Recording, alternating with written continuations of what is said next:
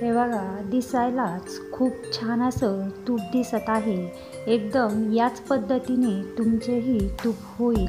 व्हिडिओमध्ये ज्या पद्धतीने तूप बनवलं आहे, तूप कढवण्याची वेगळी पद्धत आणि एक अशी वस्तू टाकली आहे मलाईमध्ये, ज्यामुळे तूप अगदी याच पद्धतीने सुवास तूप बनलेलं आहे. आता ही 2 आठवड्याची साई म्हणजेच मलाई साचलेली आहे. दिवाळीच्या कामामुळे ही मलाई जास्त साचलेली आहे.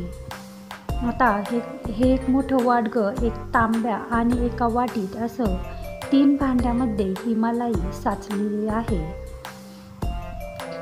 आता ही मलाई सगळी मोठ्या ताटामध्ये काढून घेतलेली आहे. या पद्धतीने आता ही मलाई मी 1 तास आधीच काढून ठेवली आहे. आता चमच्याने सगळी जी मलाईचे काही गोळे झालेले असतात कडक, तेही मी फोडून घेतलेले आहे. 2 ते 3 मिनटं या पद्धतीने सगळी मलाई एकदम मिक्स म्हणजे एकजीव केलेली आहे. एकदम सोपी पद्धत आहे तूप बनवण्याची, कधीही न पाहिलेली. आता यामध्ये आपल्याला एक वस्तू टाकायची आहे, ती म्हणजे अगदी 1 चमचा इनो टाकायचा आहे यामध्ये. आता इनो न टाकताही आपलं तूप म्हणजे लोणी निघल, पण इनो टाकल्यामुळे अगदी इनो जसा फसफसतो तशीच ही मलाईही फसफसती. म्हणजे आपलं जे लोणी आहे ते अगदी झटपट कमी मेहनतीमध्ये निघणार आहे. आता एक भाजीचा मोठा चमचा घेतला, त्या चमच्याने या पद्धतीने 10 मिनटं कंटिन्यू असं हलवलेलं आहे. आता 10 मिनटं हलवल्यानंतर ही लोणी वेगळं आणि ताक वेगळं असं काही मिनिटांनी निघालेलं वेगळं झालेलं दिसल. हे बघा, इनो टाकल्यामुळे एकदम फ्लफी म्हणजे आपलं जी मलाई आहे ती फसफसलेली आहे. इनो नाही टाकला तरीही आपलं लोणी निघल, पण इनो टाकल्यामुळे 20 मिनिटाचं काम आपलं फक्त 10च मिनिटात आणि एकदम छान असं तूप बनतं. आता जवळजवळ 6 ते 7 मिनिटं मी या पद्धतीने हलवलेलं आहे. आता हलवताना असं जाणवत आहे की हे हलकं झालेलं आहे. म्हणजे आधी असं हलवताना जड वाटत होतं, पण आता एकदम सोपं असं जात आहे. हे बघा, या पद्धतीने आता लोण्याचे गोळे 10 ते 12 मिनिटानंतर लोणी थोडं थोडं वेगळं निघायला लागलेलं आहे. आता यामध्ये पाणी टाकायचं आहे आणि पुन्हा 5 मिनिटं हे फेटून घ्यायचे. म्हणजे लोणी फक्त आणि फक्त लोणीच आपल्याला यामधून निघल. थोडंफार लोणी ताकामध्ये शिल्लक आहे, म्हणून तेही पाणी टाकून आवश्यक वाटल्यास पुन्हा पाणी टाकायचं आणि पुन्हा चमच्याने या पद्धतीने हलवून घ्यायचं.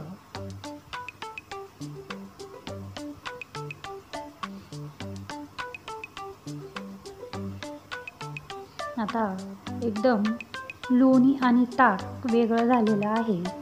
आता या लोण्याचे एका ठिकाणी सगळं लोणी काढून घेऊ. आता एवढ्या लोण्यामधून जवळजवळ 1.25 किलो तूप झालेलं आहे. आता हे सगळं लोणी एकदम छान असं हाताला चिटकत नाही, म्हणजे आपल्याला फक्त लोणी आणि लोणीच भेटलेलं आहे. आता याचे गोल गोल गोळे बनवून एका भांड्यामध्ये पाणी घ्यायचं आणि हे गोळे त्या भांड्यात ठेवायचे. म्हणजे आपल्याला हे लोणी आहे ते स्वच्छ पाण्याने धुवून काढायचं. म्हणजे जे काही थोडंफार ताक आहे ते या पाण्यामध्ये जाईल आणि तूप कढवायलाही सोपं जाईल. आता तूप कढवण्याची ही 1 ते 2 अशा टिप्स आहे की ज्यामुळे आपलं तूप अगदी छान सुवासिक असं रावळ तूप भेटणार आहे.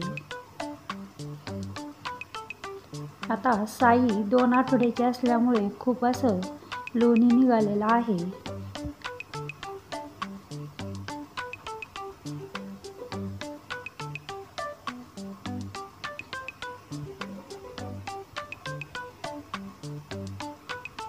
पाण्यामध्ये सगळं लोणी काढून घेतलं.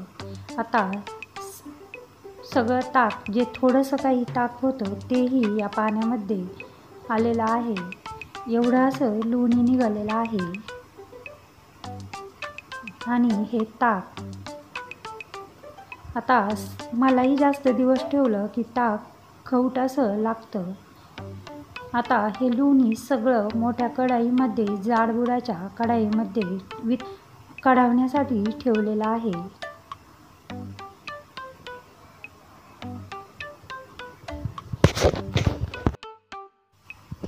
काही मिनिटांमध्येच हे लोणी हळूहळू सगळं वितळण्यास लागलेलं आहे. आता हे लोणी जेव्हा आपण ठेवतो वितळण्यासाठी, तेव्हा या पद्धतीने होईस्तोवर आपल्याला फुल गॅस ठेवायचा आहे. आणि या पद्धतीने लोणी वितळून तूप बनायला लागलं की अगदी लो हीट ठेवायचे आहे. म्हणजे आपलं तूप काळं होत नाही आणि जळतही नाही. आणि खाली जे लोणी तळाला चिटकतं तेही मधून जे काही आपण हलवायला घेतो त्यांनी काढायचं आहे.